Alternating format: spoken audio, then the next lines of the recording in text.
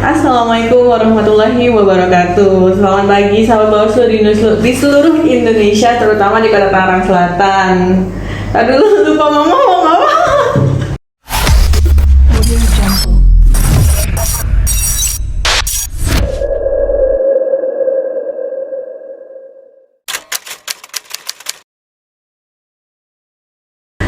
Assalamualaikum warahmatullahi wabarakatuh. Selamat pagi sahabat Bawaslu di seluruh Indonesia, terutama di Kota Tangerang Selatan. Setelah beberapa bulan, akhirnya aku balik lagi ke podcast Bawaslu Kota Tangerang Selatan dengan narasumber yang bikin deg-degan itu super soalnya atasan langsung. Oke, podcast kali ini direkam pagi hari. Biasanya kan direkamnya sore menuju malam. Jadi saya mengucapkan selamat pagi dan semoga pasti tonton juga masih pagi. Jadi kita masih bersemangat pagi hari, ya nggak sih? Ya aja deh, ya cepet ya. Oke. It's been very long time nggak dengar rekaman, jadi mungkin kedepannya bakal ada sedikit kagok-kagok dikit karena kayak mulai lagi dari awal, kayak mulai lagi pas kayak pertama itu yang memang berantakan banget asli, dan ini juga pasti bakal berantakan banget. Cuma aku berusaha improv sih, saya berusaha improv sebaik-baik mungkin. Karena apalagi ini podcastnya dadakan nyampe dadakan, dan barusan kemarin jadi ngapalin skripnya tuh kayak ya Allah gimana ya skripnya apalagi ya. Tapi akhirnya saya tahu pertanyaan yang bikin kalian penasaran nanti, yang paling pasti kalian juga penasaran beliau ini jawabnya apa gitu kan. Karena kalau misalkan dalam forum nggak bakal bisa nanya, baik bisa nanya di sini doang gitu kan. Ya udah, gak usah. Dari thumbnail aja pasti udah ketahuan gitu siapa sih yang bakal datang di studio podcast ini. By the way Pak, pokoknya pertama kali beliau juga merupakan salah satu pelopor dari podcast ini, jadi agak deg-degan karena takut salah gitu. Ini kalau misalkan salah kan ini kayak punya dia gitu, yang punya beliau gitu. Kalau misalkan salah, waduh. Oke, nggak usah lama-lama lagi, kita mari sambut Ketua Bawaslu Kota Tangerang Selatan, Bapak Muhammad Acep. Ya ampun, maaf. Oke, selamat pagi Pak. Bapak senyum aja nih, ntar diem-diem ntar koreksi saya pasti. Gimana Pak? Pagi. Deketin dulu Pak mikrofonnya Pak, biar kedengeran. Ya. Bisa ya Pak? Ya, alhamdulillah pagi ini dalam kondisi baik lah. Baik ya Pak. Saya yang deg-degan juga tapi. Oke, memang di tengah pandemi seperti ini, keadaan baik adalah salah satu prioritas kita. Melaksanakan pilkada tengah pandemi adalah prioritas, sudah bukan macam-macam doang gitu. Cuma salah satunya adalah bagaimana pilkada tidak menyebabkan klaster baru ya Pak ya. Oke. Pasti banyak banget selama ini Bapak tuh diwawancara mengenai banyak hal, tapi mungkin kita lupa sendiri bahwa misalkan kita juga butuh menginformasikan masyarakat seperti apa sih pelaksanaan pilkada di tengah pandemi seperti ini, bagaimana ketentuannya, bagaimana juga persyaratan yang memang harus dipenuhi oleh masyarakat, misalkan jaga jarak seperti itu gitu kan pada saat pemungutan suara nanti tanggal 9 Desember. Jadi untuk memulai semuanya supaya kalian nggak skip videonya di awal, gimana Pak menjelaskan pilkada tengah pandemi itu seperti apa sekarang? Jadi pelaksanaan pilkada di tengah pandemi ini memang ketentuan perintah undang-undang ya. Perintah undang-undang kita harus melaksanakan pilkada. Maka begitu berat tugas Bawaslu menjadi ada tambahan dalam melakukan pengawasan. Yang biasanya hanya mengawasi ketaatan aturan, maka sekarang ditambah dengan mengawasi protokol kesehatan. Karena ada dua misi yang diemban oleh Bawaslu saat ini. Pertama adalah misi keselamatan. Bagaimana Bawaslu menjamin peserta maupun pelaksana pilkada ini tetap sehat, tidak ada klaster baru dalam penyebaran COVID-19. Yang kedua, misi Bawaslu adalah menegakkan kedaulatan negara Republik Indonesia, yaitu amanat Undang-Undang Dasar 45, pelaksanaan demokrasi secara langsung, jurdil, luber, dan lain sebagainya. Nah, ini menjadi beban yang cukup berat bagi Bawaslu di tengah pelaksanaan pilkada di pandemi ini. Itu kalau keadaan sekarang kayak gimana sih Pak kelihatannya Pak? Kalau kita lihat sebenarnya kalau di tengah-tengah wilayah yang melaksanakan pilkada, sepertinya pandemi itu sudah tidak ada ya. Ya, pandemi itu sudah tidak ada. Kenapa? Padahal di PKPU 13 tahun 2020 itu memberikan ruang untuk paslon atau tim kampanye melakukan kampanye lewat daring. Ya, seperti kita banyak sekarang kegiatan-kegiatan Bawaslu yang dilakukan lewat Zoom. Namun pasangan calon atau tim itu merasa kalau pakai Zoom nggak ketemu chemistry. Jadi tidak ada rasa saling mengikat antara calon dengan pemilih. Akhirnya calon tetap memilih mekanisme kampanye dengan bertemu dengan masyarakat. Tapi walaupun begitu, Bawaslu tetap mengawasi kegiatan tersebut, apakah mereka tetap menjaga protokol kesehatan dengan ada hand sanitizer, menjaga jarak, pakai masker dan lain sebagainya, agar klaster di pandemi di tengah pilkada ini tidak terjadi gitu.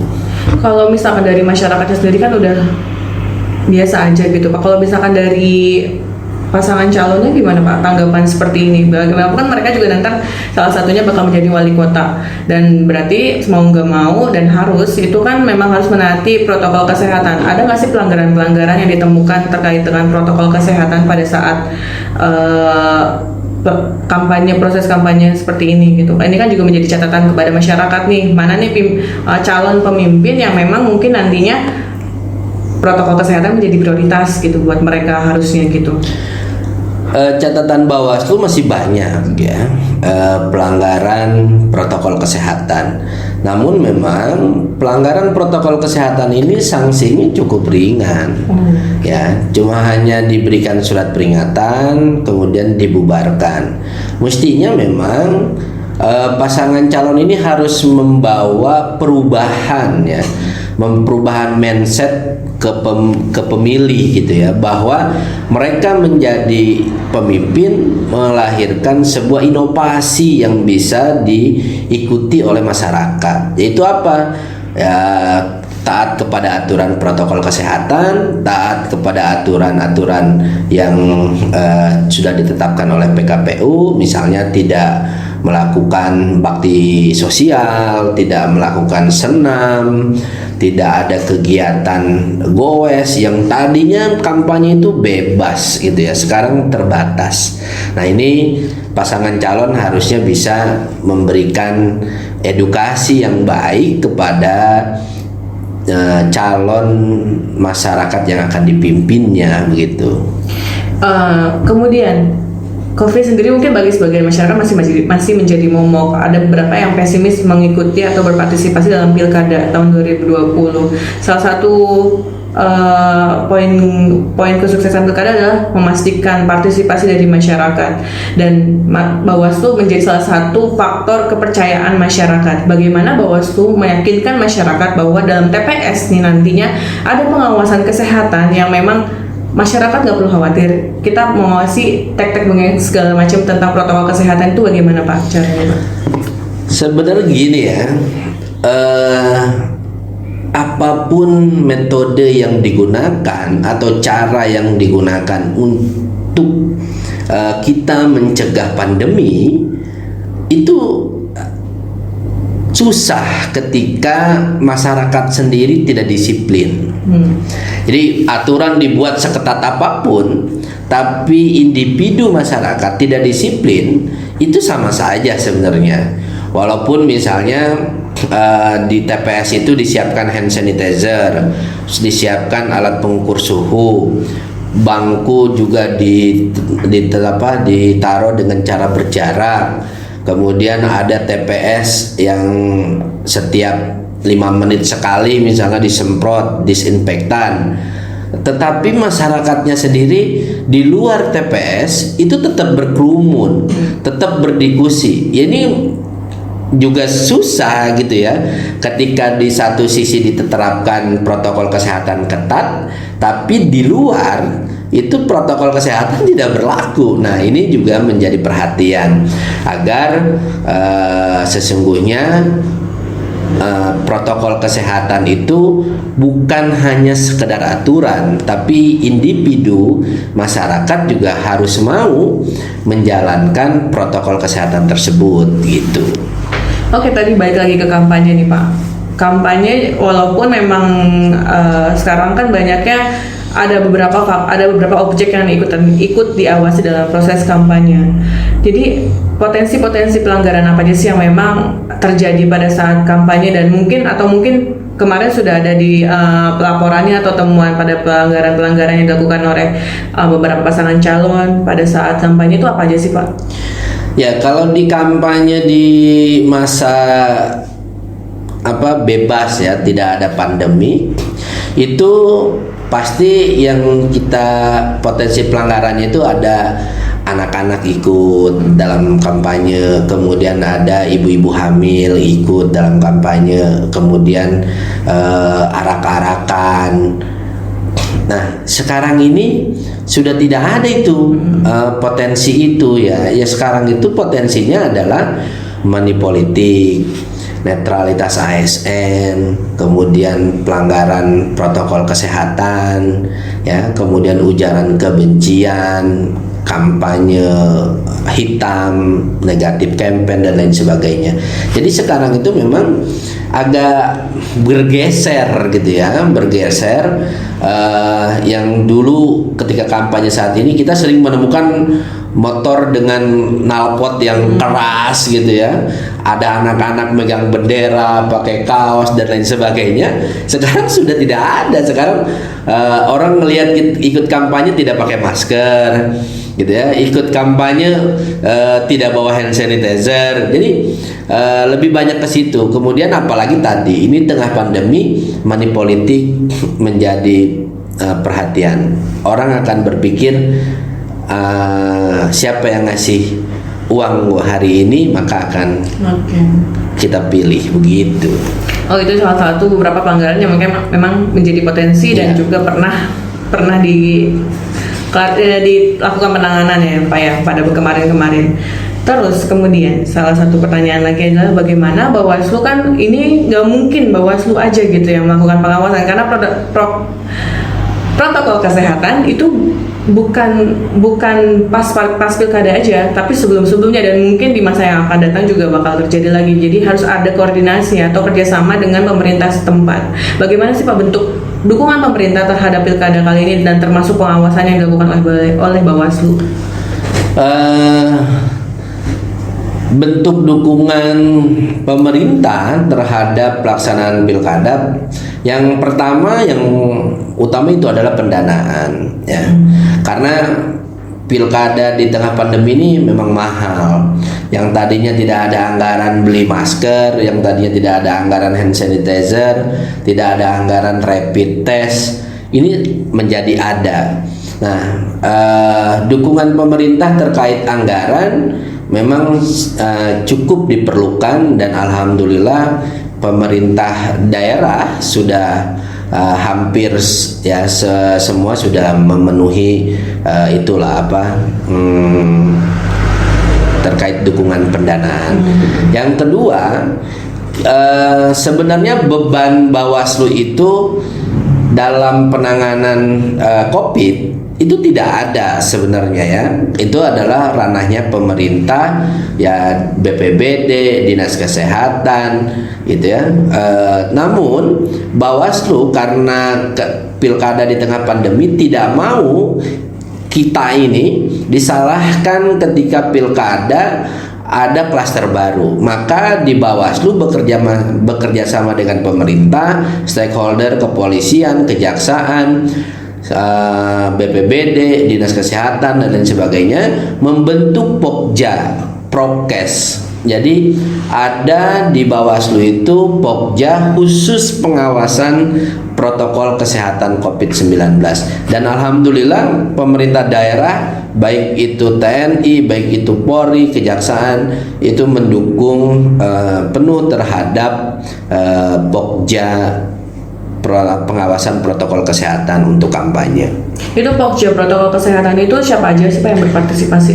Di Pokja itu ada pemerintah daerah yang diwakili oleh wali kota, kemudian ada Polres, ada kepolisian lewat Polres, kemudian TNI itu kalau di daerah itu ada Dandim gitu ya, kemudian ada Kajari, kemudian Satpol PP, BPBD, Dinas Kesehatan, dan bersama kita menegakkan aturan protokol kesehatan. Oh, jadi seluruh lapisan gugus tugas Ya. itu juga bisa dimasukkan ya Pak ya? Betul. Gitu. Untuk pengawasan TPS nanti nih Pak, bagaimana sih Pak cara proses pengawasan oleh pengawas TPS nanti pada saat pemungutan suara? Pengawas TPS itu pertama PTPS harus memahami apa sih yang ada di TPS. Jadi pengawas TPS itu bukan cuma hanya ngawasin rekapitulasi, kemudian penghitungan suara, bukan. Jadi pengawas TPS dia harus tahu TPS itu apa. Ya, TPS itu adalah tempat pemungutan suara. Apa saja yang ada di sana? Yang ada di sana adalah petugas, saksi, pemilih. Itu dia harus tahu. Kemudian ada pemantau. Nah, kemudian ada dia sendiri, ada pengawas. Setelah itu ornamen apa saja yang ada di TPS yang harus terpenuhi. Pertama adalah misalnya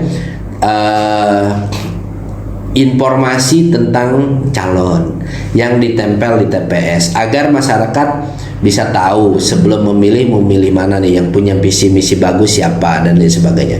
Kedua yang harus ada itu adalah DPT. DPT harus ditempel di dinding atau papan pengumuman TPS. Ya, itu yang pengawas TPS harus tahu. Bukan cuma hanya sekedar dia menjadi pengawas TPS, menyaksikan jalannya proses pemungutan suara dan penghitungan suara. Nah, jadi harus tahu apa saja yang ada di TPS gitu. Termasuk protokol kesehatan juga diawasi. Oh iya, jadi kan di TPS itu ada ya sekarang itu ya, sekarang ini harus ada hand sanitizer, alat pengukur suhu, terus per 5 menit apakah itu semprot, kemudian penyelupan tinta sudah tidak ada, sekarang itu ditetes. Jadi memang agak rumit sekarang. Kalau lebih rumit ya Pak. Ya. Tapi dengan sumber daya yang memang sangat terbatas, amat sangat terbatas, saya juga merasa melihat itu bisa maksimal nggak sih menurut Bapak? Bawaslu ini kan pengawas ya, maka aturan di Bawaslu itu memang agak berbeda dengan KPU. Dalam merekrut pengawas TPS saja, Bawaslu membuat standar usia itu 25. Kalau KPU dia 17. Artinya yang di PTPS itu dia memang harus sudah memiliki pemikiran yang berbeda, cara berpikir berbeda yang lebih tinggi, pengetahuan yang lebih baik dari penyelenggara KPPS. Nah, jadi Bawaslu sudah membuat itu gitu, membuat standar bahwa pengawas itu harus lebih dari KPPS. Kemudian si pengawas TPS itu juga wajib memiliki handphone pintar. Smartphone. Iya. Jadi karena semua sekarang pakai teknologi. Iya benar. Dan kita juga sedang memanfaatkan teknologi nih buat memberikan informasi kepada seluruh masyarakat, terutama di Kota Tangerang Selatan. Itu pertanyaan-pertanyaan pokok yang mungkin menjadi informasi awal buat masyarakat di Kota Tangerang Selatan mengenai pengawasan yang dilakukan oleh Bawaslu dan bagaimana poin-poin atau objek-objek yang diawasi oleh Bawaslu Kota Tangerang Selatan. Beralih ke pertanyaan saya pribadi yang nggak bisa saya tanyakan dalam forum kantor. Jadi gimana Pak? Saya pengen tahu nih, bagaimana Bapak bisa sampai menjadi ketua Bawaslu dan menjadi salah satu penyelenggara gitu Pak? Jadi ini perjalanan hidup yang namanya peribahasa berakit-rakit ke hulu, berenang-renang ke tepian, bersakit-sakit dahulu, bersenang-senang kemudian. Nah, saya ini tadinya pernah menjadi calon. Saya pernah menjadi calon anggota dewan dari salah satu partai lah, saya tidak sebutkan partainya. Dan di situ saya tidak jadi, ya, tidak jadi. Tapi saya melihat bagaimana penyelenggara pemilu itu punya peran penting dalam menentukan siapa yang terpilih, gitu. Kemudian setelah itu saya coba menjadi penyelenggara di tingkat bawah. Itu jadi apa? Jadi PPK. PPK itu kelurahan ya, Pak? Kecamatan. Kecamatan. Nah, di kecamatan itu posisi saya waktu itu bukan ketua PPK, anggota saja lah. Kemudian waktu itu saya megang di bagian logistik. Nah, di situ saya lihat sendiri bagaimana penyelenggara mampu menentukan siapa yang akan terpilih. Oh gitu. Ya, waktu saya jadi PPK. Wow.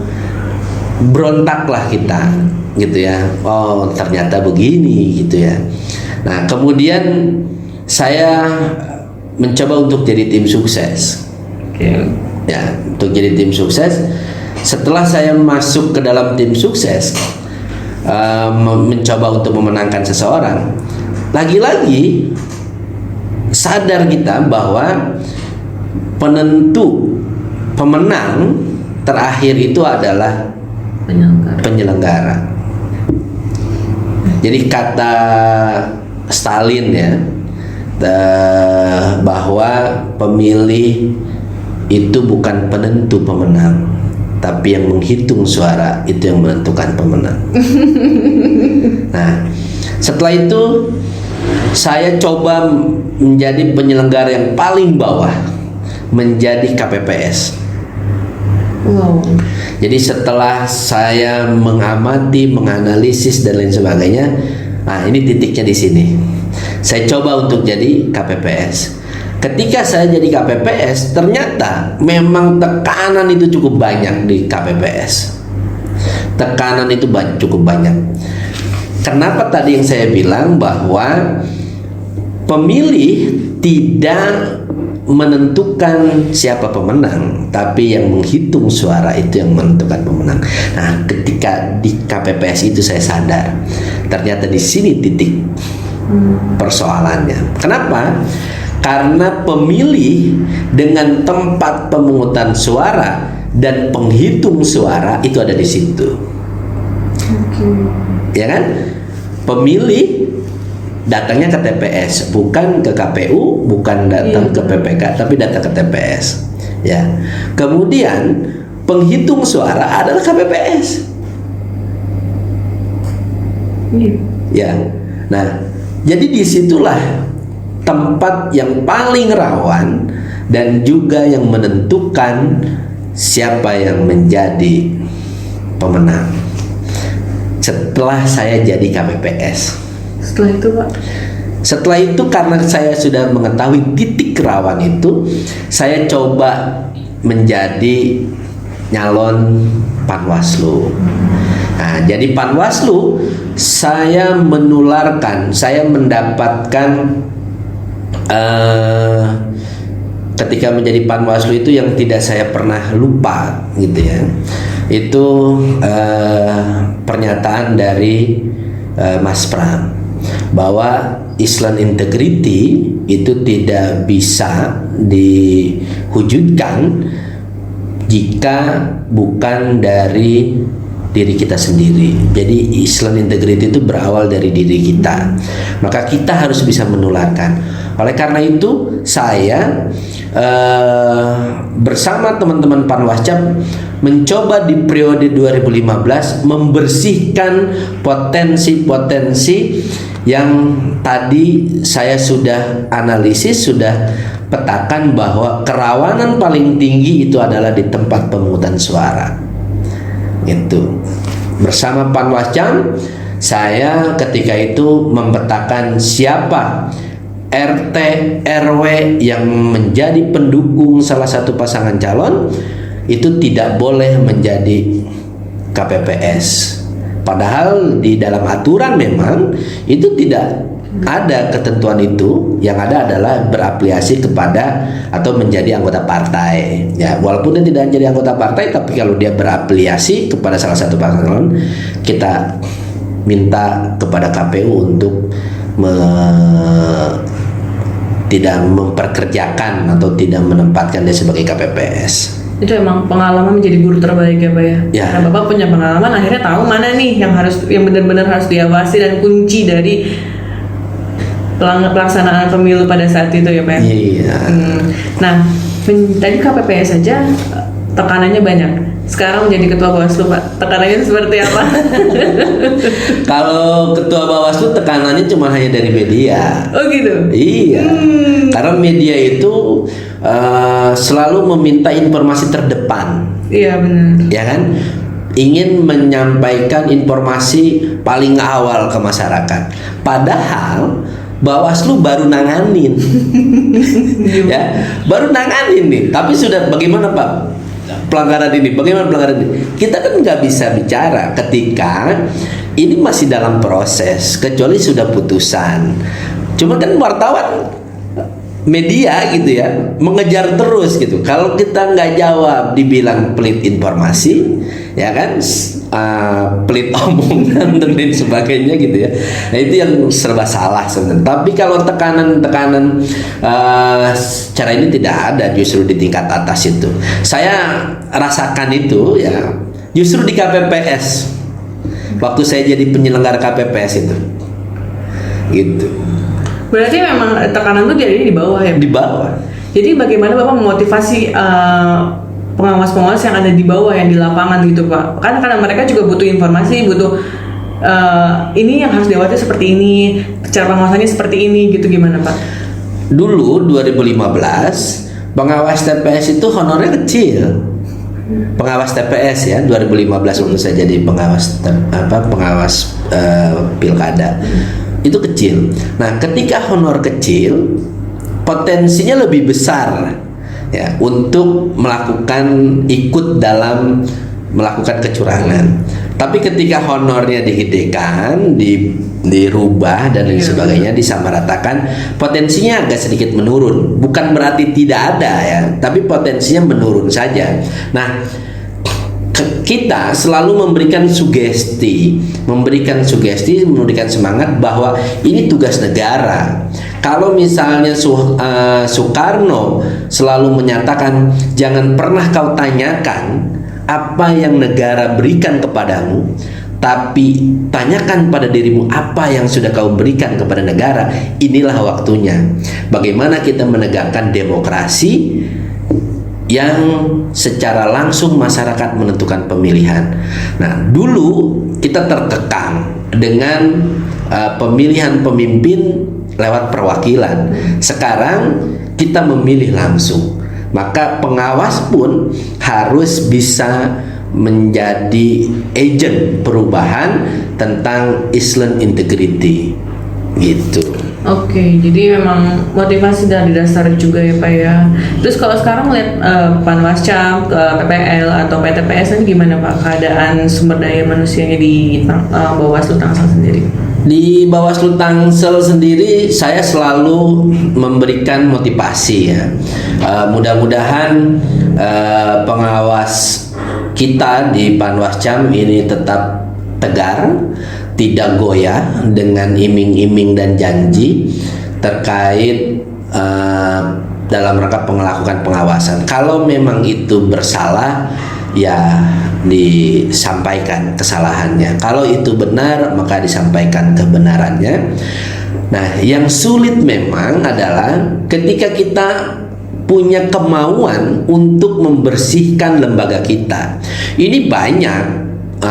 Kemarin itu pengawas TPS yang sudah kita verifikasi apakah dia berafiliasi kepada pasangan calon, kemudian kepada partai politik, itu banyak. Dan akhirnya para pelamar PTPS itu ya mohon maaf kita delete gitu ya, kita delete. Karena itu adalah upaya kita untuk menciptakan pengawas yang bersih gitu. Untuk memotivasi, saya sendiri punya prinsip kalau misalkan sering banget dimotivasi, sering banget ketemu sama orang yang memotivasi, insya Allah bisa gitu. Beliau salah satunya adalah setiap minggu pasti ada kumpulan panwasyam, dan itu sampai malam, dan itu memang saya pernah sempat ikut juga, itu persaudaranya dapat, motivasinya dapat, berarti kan pekerjaan kita diperhatikan oleh pimpinan gitu. Akhirnya kita juga punya motivasi untuk melakukan yang terbaik gitu kan. Ini salah satu contoh yang saya perlu informasikan bahwa beliau itu sering banget ngasih tahu, dan sering banget memperhatikan, sering banget mengingatkan. Pada akhirnya kita, oh iya berarti yang salah di sini. Jadi dilakukan berulang-ulang seperti itu memang benar-benar memotivasi caranya beliau ini. Jadi sekadar informasi yang memang saya sepakat dengan beliau gitu, sama dengan Pak Ketua gitu, untuk memotivasi dengan terus-menerus, sering, terus juga pekerjaan memang diperhatikan. Dan makanya kalau misalkan bekerja dengan beliau itu memang benar-benar hari kalender gitu. Tidak ada libur. Bukan gitu, dan benar-benar kayak jam 2 malam telepon tuh kayak oh ya diangkat gitu. Saya begini dan beliau tuh inspirasinya malam gitu. Jadi kayak oke, siap Pak gitu kan. Kayak sama hari ini juga beliau ngirim pertanyaan ke saya, Chan, nanyanya yang kayak gini-gini itu jam 2 malam. Serius jam 2 malam. Baru dibuka dari pagi gitu. Oh, oke, tapi nggak apa-apa. Tapi memang beliau seperti itu, yang penting kitanya juga bisa menyesuaikan ya Pak ya, insya Allah. Terus juga kalau misalkan marah juga ada dasarnya gitu. Kalau misalkan saya tuh saya nggak pernah marah, mengingatkan. Aduh salah ngomong. Mengingatkan tuh emang beliau ada dasarnya. Jadi kalau misalkan ada dasar-dasar, kayak misalkan kalau bahasa kan ada hukumnya, ini hukumnya. Kalau misalkan sumber daya kan, kalau sumber daya mah nggak perlu ada hukumnya, tapi ada dasarnya. Disiplin itu seperti ini, humas itu seperti ini, misalkan pengawas juga seperti ini. Dan berkat beliau lah hadir ada podcast, ada talk show yang sempat mandat gara-gara beliau pindah ke pengawasan. Waduh, pindah ke pengawasan humas gimana nih gitu kan. Tapi insya Allah kalau misalkan Bapak mengingatkan pimpinan di koordinator kehumasan, ya kita selenggarakan lagi. Dan akhirnya ada juga gitu kan beliau, karena itu dia, beliau ingatkan. Kalau nggak diingatkan ntar nggak bakalan gitu ada kayak gini gitu kan Pak ya. Kayak gini adalah mungkin beliau juga seperti ini ke keluarga yang nggak pernah saya tanyakan. Ini pertanyaan selanjutnya adalah bagaimana peran keluarga, karena memang sebelum kapan sih ada keluarga tuh pengennya kan kumpul terus gitu kan, malam ada di rumah, makan di rumah gitu kan. Terus juga banyak hal yang bisa dilakukan, apalagi anak-anak kan sedang tumbuh berkembang gitu Pak. Gimana peran keluarga gitu Pak? Justru ketika saya masuk di Bawaslu ya, atau memilih pekerjaan yang seperti ini, saya pertama diskusi dengan istri. Ya, diskusi dengan istri, saya akan memilih pekerjaan sebagai Panwaslu ketika itu, atau pengawas pemilu, yang notabene-nya kerjanya tanpa ada waktu luang kecuali kita buat sendiri. Maka saya itu hobi aja gitu. Kalau nggak hobi mungkin nggak nyaman ya. Tapi karena saya hobi gitu. Tapi saya selalu memperhatikan keluarga, karena memang justru ini motivasi keluarga gitu ya. Saya tidak akan berangkat sebelum makan di rumah pagi kalau istri saya nyiapin makanan. Tapi kalau nggak lagi nyiapin makanan, saya nggak makan gitu ya. Saya nggak makan. Nah, saya justru di Bawaslu itu banyak sekali sebenarnya motivasi kehidupan ya. Motivasi kehidupan itu di Bawaslu dapat semuanya. Bagaimana misalnya ternyata tidak perlu jadi orang yang ditakuti itu karena mampu matiin orang, mampu ngegebukin orang, bukan. Tapi di Bawaslu itu cukup hanya menjadi elang di udara, menjadi harimau di hutan belantara, menjadi hiu di lautan, itu orang udah takut. nggak harus matiin, nggak harus mukulin, nggak harus kegebukin, tapi cukup jadi elang. Itu orang udah takut. Coba anak inti ketika mendengar suara elang pasti pada ngumpet. Orang mau masuk hutan dikasih tahu di hutan itu ada harimau, nggak jadi. Ikan-ikan kecil di laut yang tadinya bergerombol, ketika ada suara hiu pasti akan nyingkir.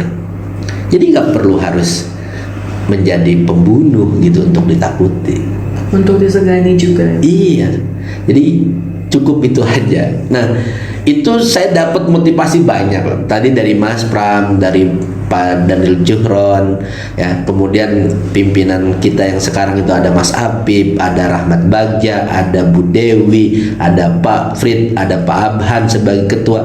Banyak sekali motivasi kehidupan yang menjadi kita kuat dan bisa menjalankan Islam integrity.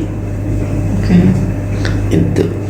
Lu banyak kan baru kejawab, soalnya sebelumnya saya nggak berani nanya gitu. Kalau misalnya lagi rapat nggak mungkin saya nanya Pak peran keluarga apa Pak gitu kan, nggak mungkin gitu kan. Karena kalau rapat beliau yang mulai memotivasi kita semua, dan setiap briefing itu pasti ada evaluasi apa ada yang harus dilakukan. Kemarin beliau, saya mau curhat sedikit, kayak kemarin beliau tuh sibuk di Gakumdo ya Pak ya. Ada beberapa Senin yang Bapak nggak masuk. Terus ini Pak Ketua kemana? Waduh, aduh kayak takut ada yang salah nih pekerjaan lagi, gimana nih kalau misalkan nggak ditegur. Jadi bukannya segan, lagi malah butuh diingatkan beliau, karena untuk meningkatkan kualitas tadi Pak pekerjaan. Kayak itu saya sama beberapa staff, Pak Ketua kayaknya udah 3 Senin nih belum ke kantor gitu. Gimana? Iya, takut ada yang salah nih kerjaan gitu kan, karena beliau benar-benar pemerhati banget gitu. Pemerhatiannya super. Jadi semua divisi itu beliau, kalau Nenden kan SDM. Dan kayak gini ya, oh siapa? Jadi udah bagus gitu. Kalau saya kan humas, terus nah pengawasan ada lagi, sengketa juga. Itu jadi Pak, tolong Pak Senin ya Pak ya. Bapak jangan keseringan di Gakumdo, karena gue udah mulai nyaman di Gakumdo ini, gimana ini? Beliau udah nyaman di Gakumdo soalnya. Kayak udah kucuk-kucuk kemarin Senin, Pak Ketua mana? Udah pergi. Hah? Biasanya juga di sini gitu kan. Bukarin datang. Iya, tadi langsung pergi. Oh ya udah gitu. Beliau emang dibutuhkan, dan semoga Senin besok datang lagi. Soalnya kalau misalkan diingatkan, akhirnya kan kita bisa evaluasi Pak. Gitu. Dan ini tolong pesan-pesan ke Panwasyam sih biar dievaluasi juga gitu. Setiap kecamatan juga harus seperti ini gitu kan maksudnya. Oke. Aduh, jadi bingung apa lagi. Karena saya ikutan curcol nih Pak. Terus kalau misalkan pertanyaan apa lagi ya? Motivasi ke depannya sebagai pengawas nih Pak, Bapak bakal seperti apa lagi sih Pak yang misalkan ini belum maksimal nih, apalagi yang perlu ditingkatkan gitu. Kalau saya lihat ya dari saat ini yang saya tanam di Bawaslu itu memang soal diri sendiri ya, soal diri sendiri. Kalau soal motivasi, pengetahuan dan lain sebagainya itu bisa dikejar sendiri ya. Tapi karena motivasi dirinya tidak ada, maka ya biasa saja gitu. Nah,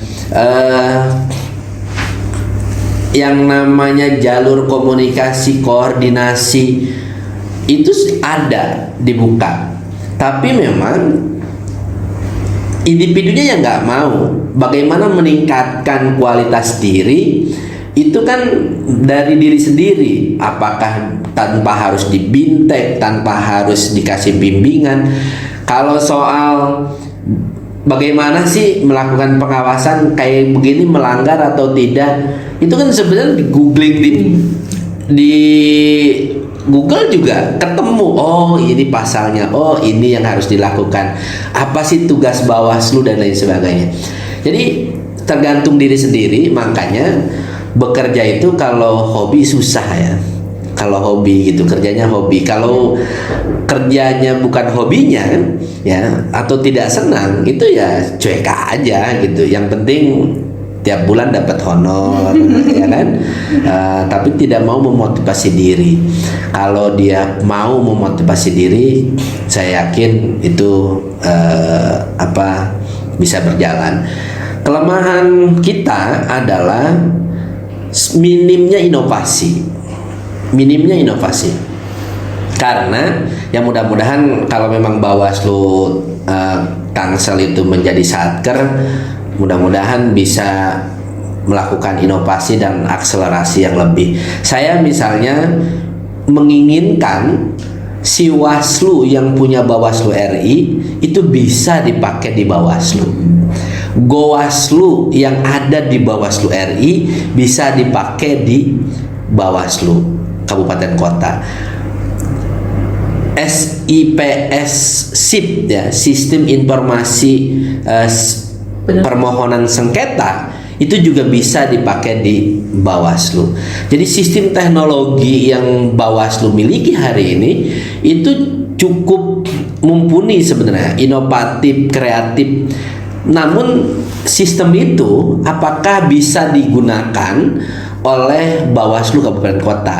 Saya sih berharap itu bisa, agar Bawaslu Kabupaten Kota ini bisa style juga gitu ya, tidak merujuk RI lagi ke RI lagi. Jadi kalau orang melapor itu dia misalnya Gowaslu gitu ya, Gowaslu itu kalau dia melapor lewat aplikasi Gowaslu itu dia ke RI dulu, dari RI baru diturunkan ke provinsi, dari provinsi baru diturunkan ke kabupaten kota. Nah, kalau aplikasi Gowaslu itu bisa langsung ke kabupaten kota, kayaknya lebih mantap, gitu kan. Iya, jadi nggak perlu lah banyak aplikasi, satu aja tapi semuanya bisa ya, gitu ya Pak ya. Betul. Gitu, itu jadi memanfaatkan teknologi lagi di masa depan ya Pak ya. Iya. Oke, emang teknologi sih emang bener-bener siap lagi kan, kayak di tengah pandemi kayak gini, bener-bener memanfaatkan teknologi kayak lebih efisien kalau misalkan ngomong depan kamera dibacanya sama semua orang gitu, ditontonnya sama semua orang, daripada ngomong face to face kayak satu kali ngomong lagi, ntar orang lain ngomong lagi kayak padahal omongannya sama, orangnya berbeda gitu kan. Oke, nggak terasa sih kayak misalkan sekarang tuh udah berapa lama gitu ininya podcastnya, karena memang diselipkan pertanyaan-pertanyaan pribadi yang nggak saya tahu gitu asal dasarnya, kayak tadi peran keluarga, terus motivasi bapak di Bawaslu gitu, dan akhirnya saya tanyakan di sini. Kalau misalkan nanti ada pertanyaan lagi, saya undang beliau lagi dari alasan biasa, atau saya mau curhat di depan orang-orang dengan beliau juga. Ini salah satu idenya adalah podcast. Terima kasih Pak sudah membentuk podcast ini. By the way, podcast ini juga pertama di Indonesia dan alhamdulillah diusul-usul sama banyak Bawaslu, dan beliau ini pelopornya, dan kita tuh udah banyak iniin Bawaslu RI ya Pak, tinggal Pak Fritz doang. Ya, Pak Fritz yang belum kesini ya. Dan ya memang Bawaslu Tangsel saya ingin menjadi pelopor lah ya. Kayak semacam surat berbarcode. Iya, benar. Surat berbarcode itu kan Tangsel pertama. Kemudian bagaimana menampilkan pom-pom, tapi ada cukup dengan hanya men-scan barcode bisa dimiliki pom-pom tersebut. Ini ya saya sih nggak ngerti ya, tapi staf-staf saya alhamdulillah sudah mampu menjalankan itu gitu ya. Gitu. Kayak di pandemi saat ini kan pertemuan dengan Panwascam, dengan Panwas kelurahan itu kan sedikit. Alhamdulillah staf-staf saya bisa mengadopsi apa yang dilakukan oleh Bawaslu RI dengan Google Form. Jadi informasi pengawasan, informasi tentang penindakan bisa cepat didapat. Tidak harus menunggu perjalanan 3 jam, 2 jam ke kantor Bawaslu untuk menyampaikan POM A, tapi cukup 5 menit. Karena fasilitas wifi kan disediakan oleh kita. Iya, benar-benar. Ya kan? Iya. Jadi tidak lagi ada kesulitan untuk mengirim gitu. Ya itu, yang soal barcode juga diapresiasi sama Bawaslu RI karena misalkan, apalagi yang pas PTPS itu kan sejak tahun 2009 ya. Iya, itu udah ada barcode-nya, dan itu ada diapresiasi sampai sekarang dia masih diapresiasi karena memang nggak semua menggunakan barcode itu. Kayak padahal semudah itu loh sekarang kita memberikan pelayanan gitu kan. Apalagi kan emang orang Kota Tangsel kan limpahan dari Jakarta ya, memang teknologi gitu, memanfaatkan teknologi banget gitu, dan beliau ini idenya cemerlang, idenya, dan kita bagaimana staff-staff bisa menyesuaikan, dan alhamdulillah masih masuk akal gitu. Idenya masih masuk akal gitu. Oke, berarti ada cara-caranya dan itu benar-benar dan semuanya juga jadi ikutan belajar Pak. Iya. Kita juga pas perintah awal ya gimana caranya, tapi ya itu sebenarnya di Google bisa gitu, cari aja di Google, di YouTube gitu kan, tutorialnya, dan bisa juga ternyata kayak gini juga gitu, kayak podcast emang awalnya kayak gimana, gak ada basic ilmu komunikasi nih staff semuanya gitu kan, akhirnya dan belajar satu nyicil, ternyata sampai bisa seperti ini, bisa ngundang pimpinan Bawaslu RI loh, 4-4-nya udah masuk sini loh Pak. Bapaknya baru sekarang gitu kan. Oke. Baru kali ini saya wawancara pimpinan. Bisa, maksudnya biasanya juga wawancara sebagai media dulu. Sekarang kan enggak, maksudnya cuma mengarahkan tanyanya ini gitu ke media supaya saya juga dapat gitu buat budget buat inian humas gitu kan. Oke. Padahal cuma bekalnya 2 lembar doang. Tapi banyak ya Pak. Soalnya pertanyaan pribadi. Pertanyaan pribadi. Kalau misalkan kemarin karena bekal banget, jadi banyak lembarannya. Kalau sekarang cuma 2 karena saya juga penasaran. Oke, nggak tahu sudah berapa lama kan di sini, jamnya tiba-tiba hilang. Tapi oh iya, ini nggak ada jam dari. Iya. Kurang Pak, nanti kita lengkapi lagi. Itu dia podcast kali ini yang super santai sih, kayak semuanya pertanyaan udah keluar kepala karena semua staf mempertanyakan ini gitu kan. Akhirnya saya rangkum di sini, jadi ditanyakan di sini. Jadi itu adalah pesan pesan untuk seluruh staf dulu nih Pak, seluruh Panwascam yang sekarang bekerja di mengawasi proses pilkada tahun 2020. Pesan saya pertama untuk staf ya, kita ini jangan dijadikan tempat untuk mencari sesuatu yang sifatnya adalah materi. Jadi Bawaslu itu adalah jadikan sarana untuk belajar ke jenjang yang lebih gitu ya. Jangan ini adalah tujuan akhir, karena stepnya masih panjang ya kalau kita mau berkarir gitu ya. Dan ilmu yang didapat di Bawaslu itu bukan cuman hanya bisa digunakan ketika pilkada atau ketika pemilu, tidak. Tapi selesai itu pun teman-teman bisa menggunakan kemampuan atau pengetahuannya. Contoh, saya selalu menyampaikan ke teman-teman, sebagus apapun data yang dimiliki oleh seseorang, tetapi dia tidak mampu memanfaatkan data itu, maka tidak jadi arti. Itu akan jadi sampah. Contoh misalnya data DPT, kalau cuman hanya sekedar digunakan untuk pemilihan, maka dia cuman hanya untuk pemilihan. Tapi ketika teman-teman ingin ada inovasi, siapa yang aktif dalam pilkada, usia berapa yang semangat untuk melaksanakan pilkada, itu bisa. Apapun bisa dilakukan dengan data yang baik. Maka belajarlah dan belajarlah. Jangan berhenti untuk belajar, karena agama mengajarkan kita berhenti belajar ketika kita sudah masuk ke dalam liang kubur. Selesai masa atau tugas kita untuk belajar. Nah, kalau untuk teman-teman Panwascam, saya sampaikan bahwa yang menghargai diri kita adalah diri kita sendiri. Tidak ada kita dihargai oleh orang lain ketika kita tidak menghargai diri kita sendiri. Dari bagaimana cara bicara, bagaimana cara berpakaian, bagaimana cara menjaga performa dan lain sebagainya, itu adalah bagaimana kita menghargai diri kita. Ketika kita sudah menghargai diri kita, maka orang lain akan menghargai kita. Panwascam itu kepanjangan tangan dari Bawaslu. Kalau perilaku dia tidak menghargai dirinya, maka wajar kalau orang-orang atau pasangan calon tidak menghargai, di sini tidak ada panwascam, di sini tidak ada pengawas, di sini tidak ada yang ngawasin dan lain sebagainya. Gitu. Itulah yang terjadi. Maka saya ingin bahwa hukum itu bukan cuman hanya berlaku di lampu merah. Gitu. Hukum itu kan selama ini kita lihat, saya kan cuma hanya ngelihat bahwa hukum hanya berlaku adalah di lampu merah. Setelah lampu merah itu tidak ada lagi hukum. Gitu. Ketika lampunya merah dia berhenti semua mobil. Kemudian ketika hijau dia jalan, kuning dia ada yang jalan, ada yang tidak dan sebagainya. Lewat dari situ helm dibuka. Ya bener. Iya, karena udah gak ada polisi. Biasanya polisi adanya di lampu merah, kan gitu, ya kan?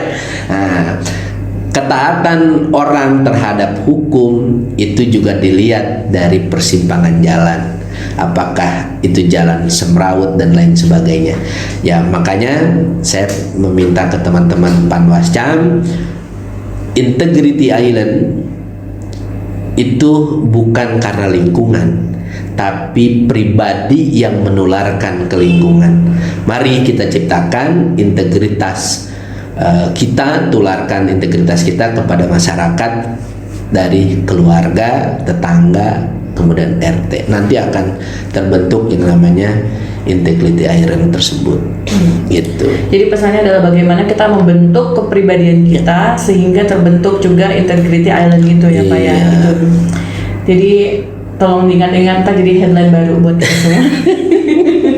Buat tagline baru, bukan headline, tagline baru buat kita semua. Oke, itu dia podcast hari ini, podcast yang dibuat pada hari Selasa pagi hari. Karena beliau kalau udah siangan dikit sibuknya udah luar biasa lagi gitu kan, makanya diambil pagi-pagi gitu. Untuk semoga pasti sangat bermanfaat karena bisa jadi informasi baru buat kalian, kepribadian beliau seperti apa kalau udah duduk di kursi ini gitu kan. Karena orang-orang deg-degan kayaknya beliau doang yang enggak gitu. Oke, ini berdua aja udah rame, gimana banyak orang gitu. Jadi yaudah.